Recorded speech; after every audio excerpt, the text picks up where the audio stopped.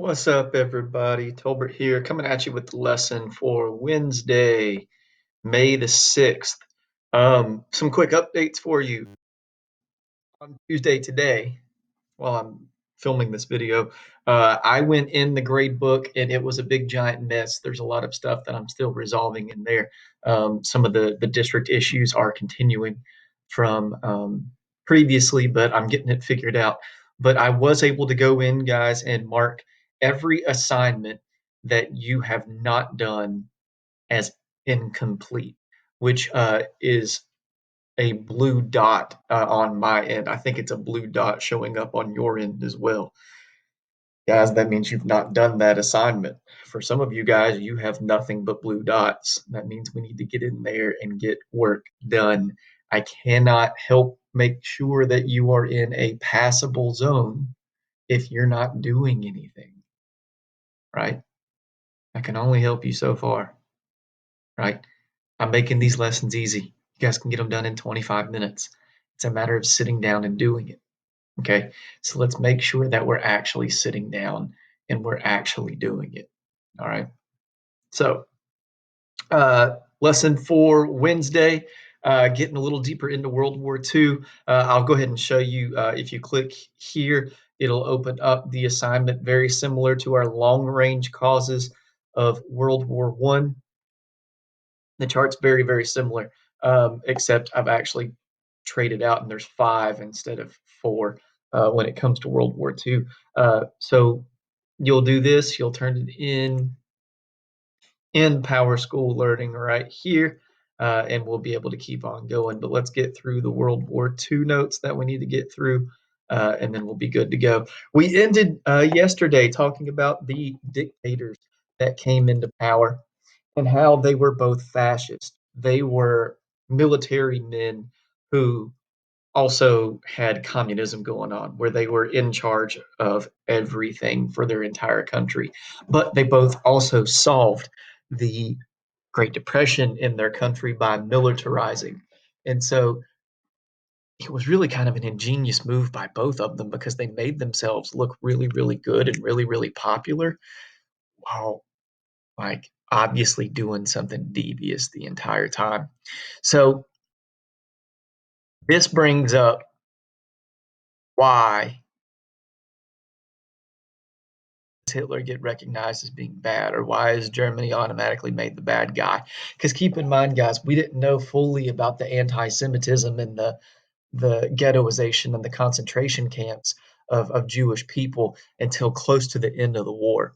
Now, we had an idea that he didn't like Jewish people, but what really gets Hitler in everybody's mind as being the bad guy? And that's because he starts breaking all the rules, and nobody did anything to stop him. So, there's this area of land called the Rhineland around Germany. It's right here. It's the area of land in between Germany and Belgium. There was an area called the Rhineland in which Germany was not allowed to have any guns, any military members, any tanks, anything. Because if you remember back to World War One, that's because Germany invaded France through neutral Belgium, and they didn't want that happening again. Now here is the situation. Hitler's done something he's not supposed to do. What do you do? This is where I tell you the story about a, and it's a generic story, and some of you are this, but it just gets under my skin. And really, I should have, sorry, I'm getting my timer going. I forgot to get it started at the beginning. I have no say in this because I'm not a parent, but this is when I introduced the idea of a Skittle Kid. Some of you are still Skittle Kids. A Skittle Kid is a kid who, when at Walmart or Target or the grocery store or wherever with their parents, they could have been acting like a turd the entire time. They could have been acting good the entire time. But you get to the checkout aisle at the very, very end, and that's where they've got the candy set up. Next to all the really crappy magazines and everything else, and the chewing gum, there's candy. And that's put there for a reason because they want you to be like, yeah, I'll get candy. And you grab it and you buy it, even though you don't need it. It's an impulse buy. Kids see it, and kids are all about the impulse. And so they look at their parents and they say, hey, can I get Skittles? And you're like, nah, we've already got you treats at the grocery store. We're getting ready to go home and make dinner. We're getting ready to stop by your favorite fast food restaurant on the home away home anyway. You don't really need Skittles right now. And that's when the kid starts screaming, I want Skittles. Right? They do that thing where they fall down on the floor and you try to pick them up and their arm just goes limp. And so they're just screaming about how they want Skittles and everything else. And the parent's really embarrassed and they're looking around and they're everything else. And as a parent, you've got two decisions there. Your kid's crying, they're acting a fool, everything else is going on. So, what do you do as a parent? My parents would have taken me out to the car. I wouldn't have got the Skittles and I would have got my tail beat. And guess what? I wouldn't have cried about it in public again. But a lot of times the other thing happens because it solves the problem right there in the instance. If a kid's crying, acting a fool, and you're tired and you're worn out as a parent, and everybody's looking at you, the way to get your kid to stop crying immediately is to do what? Give them the Skittles. But what have you effectively taught your kid? That it's okay to cry and lose your mind and everything else, and you'll do it and you'll get what you want. Hitler did something he wasn't supposed to do, and guess what? Nobody did anything about it. And so, guess what? Hitler kept taking stuff over that he wasn't supposed to take over. Hitler went in and he took over Austria, right? Remember, Austria Hungary used to be one country. He was from Austria.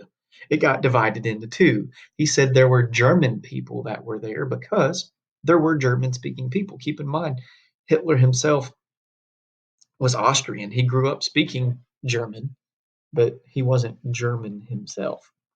So he takes that over, which he's not supposed to do. Nobody does anything about it. People are like, oh, it's just Hitler being Hitler. And so Hitler goes in and he takes over another piece of land, Czechoslovakia. He forces them to agree to annexation, which means that he's taking them over. Nobody did anything. That's two huge countries in 1 year. At this point in time, Germany, under Hitler's control, has now taken over all of Czechoslovakia, all of Austria, all of the Sudetenland, and they've actually gone out and sent soldiers in a lot of different directions.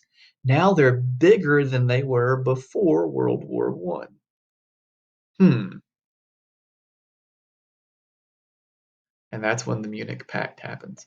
This is the biggest epic fail of a peace deal that I have ever heard of or seen in my life. This dude down here at the bottom, I don't know why, I just pointed with my finger. You can't see where I'm pointing. Neville Chamberlain. I'm going crazy, guys. Neville Chamberlain. I bought a mouse today and it's driving me crazy. Because instead of taking the bottom off to put the battery in, you have to take the top off. So it messes with the clicks. Doesn't make any sense. Whatever. The Munich Pact, guys, was a deal that said, you know what, Hitler? We'll let you take over one more piece of land as long as you stop there. Is that okay? And Hitler goes, yeah, that's cool. Because he gets to take over a piece of land. Do you think he's going to follow that? Absolutely not. And this dude, Neville Chamberlain's like, oh, yeah, we preserved peace in our time because we got Hitler to say he's not going to take over anything else. It's like telling this little kid in the car before you walk in the store, I'll buy you Skittles this time, but next time you can't cry over Skittles, okay? The kid's gonna say, all right, cool, because he's getting what he wants, the Skittles. And next time, guess what? He's gonna get what he wants. He's gonna cry and you're gonna get him the Skittles. And so that's the problem. Hitler's a Skittle kid. I'm sorry that you guys are having to watch this on video and you're not getting the full blown. Usually I get really mad and I've got some personal stories in which I've seen people and I can't fit it all into 15 minutes. I would go on these big long rants. And I tell you what, if you guys go to the Microsoft Teams meetings on Friday, I will go pretty hard on telling you guys the Skittle Kid story. You'll just have to remind me. And so, one of the big causes of the war, long range, is appeasement.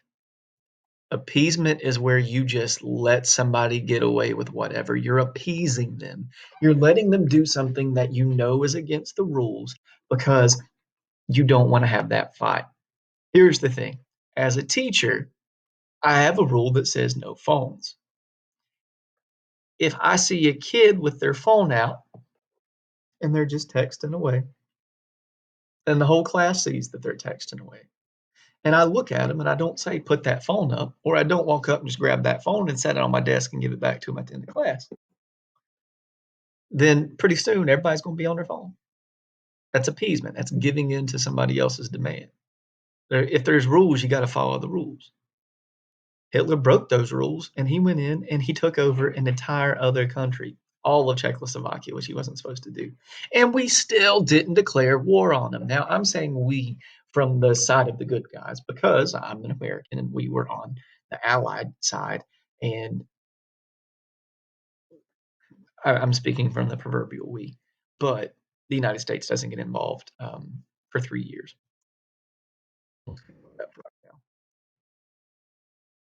September 1st, 1939, that's the official day that Germany invaded Poland. And we were finally like, okay, we can't. This is it. We're done. And France and England declared war on Germany, and that's the official beginning of World War II. Now, let me go back to this map.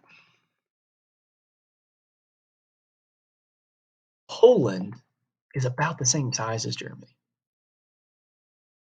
When Germany goes in and takes over Poland, they're able to do so, guys, in 13 days. That's how big and mean and scary the German war machine was. Because you got to think, they had just spent all that time going in and getting ready for war. And so that gets us to our assignment for today, the long range causes of World War II. There are five. Number one, dictators, Hitler and Mussolini. Number two, militarism. If you spend all your time in the Great Depression building up a really big military, you're going to want to use it. Number three, nationalism, loving your country so much that you think every other country sucks and you want to take them over, i.e., Germany. Number four, imperialism, taking over and creating an empire. Why else would Hitler want to be taking over all this land? And number five, gosh, I need a nap. Failure of appeasement, giving in to somebody's demands and letting them do whatever it is that they want to do, and they get their way. And it ends up blowing up in everybody's face. Okay, that's all that we got to do today. That's all the notes. Make sure you're getting them. Make sure that you work on those long range causes, that you get it turned into PowerSchool Learning. On Wednesday, I will be typing in number grades for the assignments that I have graded. Guys, I spent 2.5 hours in earlier trying to clean up the mess that was PowerSchool, and I didn't get all the way. I I had to stop. It was driving me completely nuts. All right, so I'll have some number grades in there tomorrow for you. Okay. Uh, as always, hit me up in Remind, hit me up in email if you need anything. Talk to you guys later.